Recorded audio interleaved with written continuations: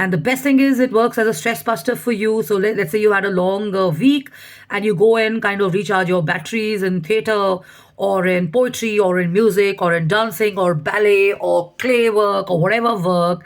And you see, you know what? I mean, your energies got channelized in a positive manner and you're kind of coming back totally rejuvenated, maybe tired, you're going to sleep well. And then, of course, I mean, you carry forward that experience to the coming week. And because you've had so much of fun, you're actually looking forward to the next one. So, the most important thing I think a lot of people can do, especially youth and elders and even adults and senior citizens, is to kind of have an ikigai hobby or a passion that takes you forward.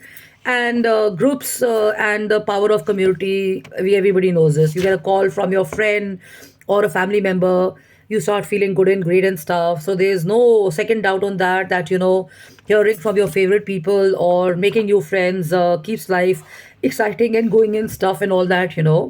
So, in short, a crash course in creativity is something which can happen every day.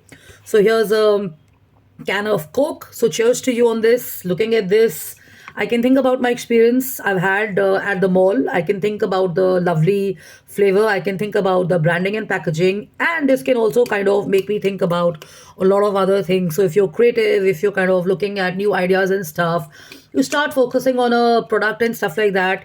Spend half an hour on this and you can think of 10 different ideas and stuff. This is another way to kind of work on your creative side. So I can already think of a chandelier. I can already think of a Christmas tree.